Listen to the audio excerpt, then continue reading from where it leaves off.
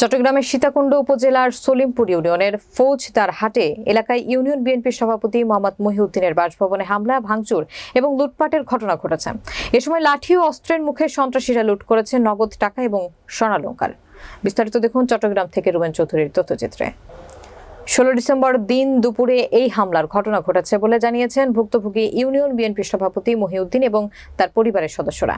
তারা জানান, এলাকায় ত্রাস, মোসালিন, জাহিদ, রোকন মেম্বার এবং মঞ্জুরের নেতৃত্বে একদল সন্ত্রাসী অস্ত্র, দা, চাপাতি, হকি স্টিক এবং দেশীয় অস্ত্রশস্ত্র নিয়ে 30 থেকে 40 জন তাদের বাড়িতে হামলা চালায়।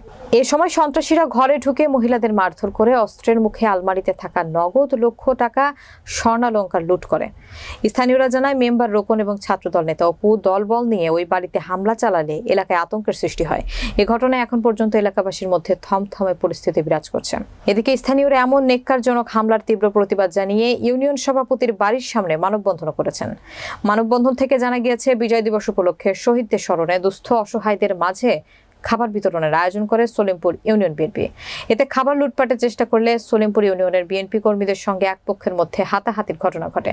ইউনিয়ন বিএনপির সভাপতি মহিউদ্দিন সেটা থামাতে গেলে মোরসালিন, জাহিদ, মেম্বার রোকন, মঞ্জু তার উপর ক্ষিপ্ত হয়ে হামলা চালায়। পরে তার বাড়িতেও হামলা, ভাঙচুর এবং লুটপাট চালায়। খবর পেয়ে সেনাবাহিনী এবং পুলিশ আসলে প্রশাসনের উপস্থিতি টের পেয়ে অস্ত্র ঠেকিয়ে আবারও হামলা করবে বলে হুমকি দিয়ে পালিয়ে যায় দুর্বৃত্তরা।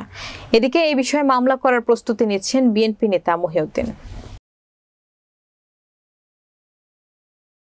কিরকম করতেছিস কেন? আমরা কি করছি? হঠাৎ চুপ, একদম ডাইরেক্ট গুলি করে দিব। ডাইরেক্ট গুলি, পিস্তল আমার বাপ দিব না, আমি দেখি নেই বাজে, আমি জীবনে পিস্তল দেখি নাই। সব মাথায় এরকম ইয়া করে রাখছে। কেউ কেউ হেলমেটও পরছে, লাঠি আছে হাতে। আমার এদিকে একটা বাসায় যখন আসছে, আমার এদিকে বাড়ি দিছে। আমরা এর বিচার চাই। আমার তো এখন আমার স্বামীকে নিয়ে চিন্তা।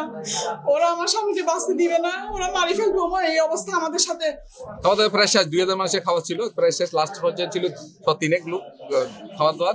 ওইখানে যাইয়া মোসালিন, জাহিদ, রোকন, মঞ্জু, ওদের নেতৃত্বে ছাত্র দলের সভাপতি অপু, জীবন, ওদের নেতৃত্বে সন্ত্রাসী যারা আছে, ওরা তো ছিন্নমূলের যেগুলি আছে সন্ত্রাসী, সলিমপুরের সাবেক এমপি মহোদয়ের যেগুলি সন্ত্রাসী ছিল সবগুলি ওগুলো ওদের নিয়ন্ত্রণে।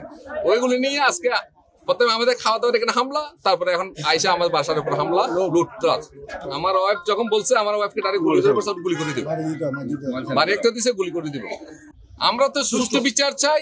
এই সন্ত্রাসী বাহিনীদেরকে দিয়ে বহিষ্কার, দল থেকে বহিষ্কার করো এবং সলিমপুর থেকে যেন আইনের আওতা নিয়ে আসে দ্রুত।